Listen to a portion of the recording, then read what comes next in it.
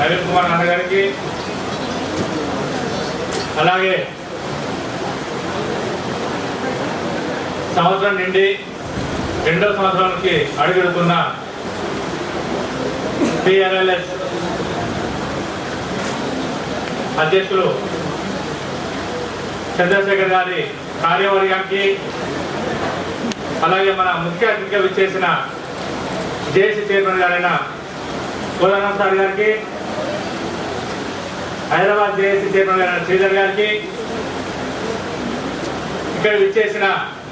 Lecturers అందరికీ కూడా తెలంగాణ ఉద్యమాలు తెలియజేసుకుంటూ, అలాగే మన ముందు ఇప్పుడు అడ్వకేట్ జేఏసీ ఉపేందర్ గారు పెద్ద ఉపన్యాసం ఇచ్చారు. దాన్ని మీరందరూ కూడా అర్థం చేసుకొని ముందుకు పోవాలని చెప్తూ, నాకున్న అనుభవాన్ని మీతో పాటు కొంత పంచుకోవాలని 2010 ఆగస్టులో నా దగ్గరికి కొంత 5-10 మంది లెక్చర్స్ వచ్చినప్పుడు, అన్న మమ్మల్ని ఆంధ్ర ప్రాంతం ఇన్ఛార్జి వేధిస్తున్నాడు, మీరు కొంత సహకరించి వారిని పంపించే ప్రయత్నం చేయాలని చెప్పినప్పుడు, మీ 5-10 మందితోటి కాదు, మీ పర్సనల్ ఉండొచ్చు సమస్యలు, మీరు 5-10 మంది వస్తే కాదు, ఒక 50 మంది లెక్చర్స్ తీసుకోనండి, మీ ముందు నేను ఉండాలని చెప్పడం జరిగింది. మరి తెల్లారే మనాడు పొద్దున చూసే వరకు 50 మంది ఇంటి ముందు లెక్చర్స్ నిలబడిండ్రు. అంటే ఒక ఆంధ్ర ప్రాంతం ఇన్ఛార్జికి ఎంతమంది సఫర్ అవుతుందనేది నిదర్శనంగా ఒక కొద్ది గంటల్లోపే 50 మంది తయారైందంటే ఆయన ఎంత వేధిస్తుందనేది గుర్తించి వెంటనే జరిగిన కార్యక్రమాలన్నీ కూడా, గతంలో ఆయన ఏదైతే చెన్నెలో పిట్టగొడ కూలిపై 2 వ్యక్తులు చనిపోయి 4 వ్యక్తులు ఇంజూర్ అయితే 2 వ్యక్తులు కూడా ఎక్స్ప్రెస్ చేయకుండా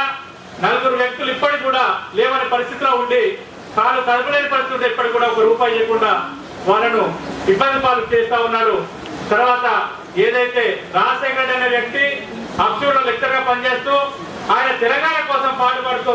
తెలంగాణ వాదం మీద ముందు తిరుగుతూ ఉంటే ఆయన కొట్టేయడం జరిగిందని చెప్పి కూడా ఆ సందర్భంగా తెలియజేసుకుంటూ, మరి కూడా మరొకసారి తెలంగాణ వాళ్ళ మేము మమ్మల్ని రకరకాలుగా తిట్టిస్తూ మీరు ఏం చేస్తారా, చిన్న కూడా చేసి జరిగితే ఏం చేసిండ్రు,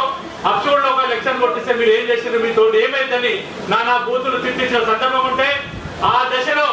నేను ముందుకు వచ్చి వారందరినీ కూడా తీసుకెళ్లి పెద్ద ఎత్తున నారాయణ కూడా కాలేజీ ముందు 615 మందితో ధర్నా పెట్టి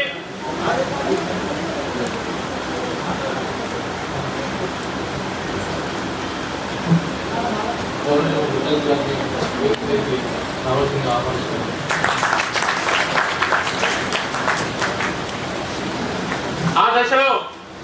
మా తెలంగాణ లెక్చర్స్ ను వేధిస్తున్న ఆంధ్ర ప్రాంతం ఇన్ఛార్జ్ ఉండొద్దని చెప్పి 6-7 మందితోటి నారాయణగూడలో పెద్ద ఎత్తున ధర్నా చేయడం జరిగింది. ఆ ధర్నాలో లెక్చరర్స్ ముందు రావడానికి కూడా ఇబ్బందుల పాలుండే, మేము ముందు వస్తే మమ్మల్ని ఎంతమంది టార్చర్ చేస్తున్నారో ఉద్దేశం మీద ముందుకు రాకుండా